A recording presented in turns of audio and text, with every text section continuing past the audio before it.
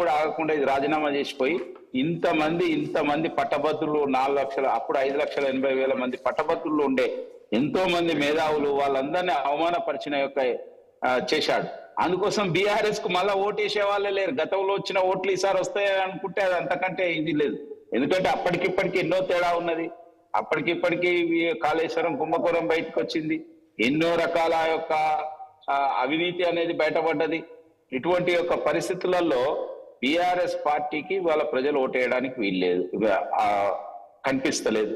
రెండోది కాంగ్రెస్ పార్టీ 5 నెలలనే 5 సంవత్సరాలలో ఎట్లయితే ఆ ప్రభుత్వం గురించి ఆలోచిస్తారో ఇవాళ ప్రజలు 5 నెలల్లోనే ఈ ప్రభుత్వం ప్రజల యొక్క విశ్వాసాన్ని కోల్పోయింది, విశ్వసనీయతను కోల్పోయింది.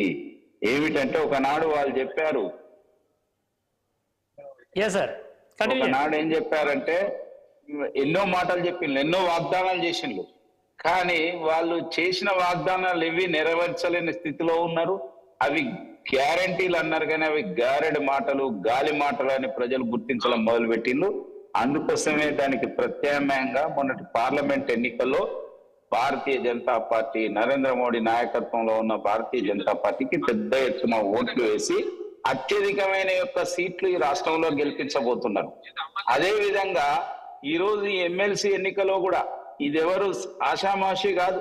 పట్టభద్రులు, మేధావులు, విద్యావంతులు, ఉద్యోగులు, నిరుద్యోగులు, ప్రైవేట్ టీచర్స్, మరి రిటైర్డ్ యొక్క ఎంప్లాయీస్, ఇటువంటి వాళ్ళందరూ కూడా బాగా ఆలోచించి దేశంలో నరేంద్ర మోడీ ఉండాలి, ఆయనకు మనం అండగా నిలవాలి.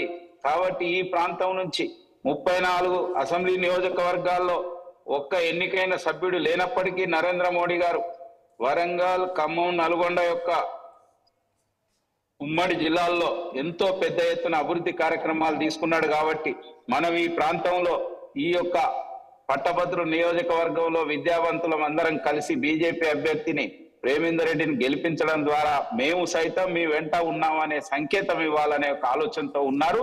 ఎంతో ఉత్సాహంగా, ఎంత సానుకూలంగా మేము వెళ్ళిన ప్రతి చోట వాళ్ళే ముందుకొచ్చి మేము మీకు మద్దతు ఇస్తాం, గతంలో ఎవరికో ఓటేశాం, ఈసారి మీకేస్తాం, నరేంద్ర మోడీకి మొన్న వేసాం, మళ్ళీ నరేంద్ర మోడీ గారికి మేము మద్దతు ఇవ్వాలనే ఉద్దేశంతో మీకేస్తాం, గెలిపిస్తాం, మీరు మా పక్షాన పోరాటం చేయాలని వాళ్ళే ముందుకొచ్చి చెప్తున్నారు.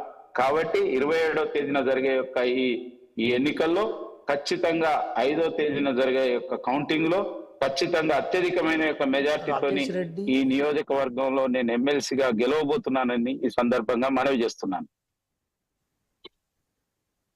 లాస్ట్ టైం స్టాటిస్టిక్స్ చూసుకుంటే మీరు 39,000 ఓట్ల దగ్గరనే ఉండిపోయారు. ఇవాళ స్టాటిస్టిక్స్ మనం మిగతా వాళ్ళే చూసుకుంటే ఇవాళ పల్లా రాజేశ్వర్ రెడ్డి 1,10,000 దగ్గర ఉంటే, తర్వాత తీన్మార్ మల్లన్న 82,000, తర్వాత ప్రొఫెసర్ కోదండరామ్ 70,000 దగ్గర ఉన్నారు. ఇవాళ తీన్మార్ మల్లన్న, ప్రొఫెసర్ కోదండరామ్ ఒకటే పార్టీలో ఉన్నారు, వారిద్దరూ కలిసి వస్తున్న పరిస్థితి. ఒకవైపు బీఆర్ఎస్ ఏమో 1,00,000 మంది మా దగ్గర ఉన్నారు అని చెప్తున్న పరిస్థితి. ఎట్లా చూడాలి ఈ స్టాటిస్టిక్స్, ఎట్లా చూడాల్సి ఉంటుంది? నేనేమంటున్నానంటే ఇప్పుడు కోదండరామ్ గారికి కోటేస్తారు కావచ్చు, లేకపోతే పల్లా రాజేశ్వర రెడ్డి గారికి కోటేస్తారు కావచ్చు, కానీ వాళ్ళు చెప్పిన వాళ్ళకు ఓటేయడానికి ఇక్కడ ఉన్న సాధారణ ప్రజలు కాదు, మేధావులు ఇక్కడ ఉన్న వాళ్ళు, ఉద్యోగులు, పట్టభద్రులు. రెండోది ఏమిటంటే మొన్నటి ఎన్నికలలో అంతకుముందు 83 సీట్లు గెలిపించిన కేసీఆర్ గారు అసెంబ్లీలో ఓడిపోయిండు. ఇవాళ రాష్ట్రంలో అధికారానికి తీసుకొచ్చినామని చెప్తున్న యొక్క రేవంత్ గారు మా అభ్యర్థి చేతిలో కామారెడ్డిలో ఓడిపోయిండు. కాబట్టి ఏమి స్టాటిస్టిక్స్ పనిచేసినాయి చెప్పండి? దాంట్లో ఏవి స్టాటిస్టిక్స్ అనేవి ఎలా ఉంటాయి? ప్రజలు ఇవాళ ప్రజల యొక్క నిర్ణయం అనేది అంతిమ నిర్ణయం. ప్రజలు చాలా గొప్పవాళ్ళు, ప్రజాస్వామ్యంలో ప్రజలే అంతిమ నిర్ణేతలు. వాళ్ళ యొక్క ఆలోచన, ముఖ్యంగా మేధావుల ఆలోచన, పట్టభద్రుల ఆలోచన ఈసారి భారతీయ జనతా పార్టీకి మద్దతు ఇవ్వాలి. మేము గతంలో బీఆర్ఎస్ ను చూసినాం, కాంగ్రెస్ ను చూసినాం. నరేంద్ర మోడీ గారి నాయకత్వంలో దేశం ముందడుగు వేస్తున్నది. ఆయన నాయకత్వానికి మేము మద్దతు తెలుపుతాం. ఈసారి మేధావులందరూ ఎమ్మెల్సీ ఎన్నికల్లో మేము బీజేపీకి మద్దతు ఇస్తామని స్పష్టంగా చెప్తున్నారు. అవన్నీ స్టాటిస్టిక్స్ అన్ని కూడా అది గత ఎన్నికలకు సంబంధించింది, ఈ ఎన్నికలకు సంబంధించింది కాదని చెప్పి సందర్భంగా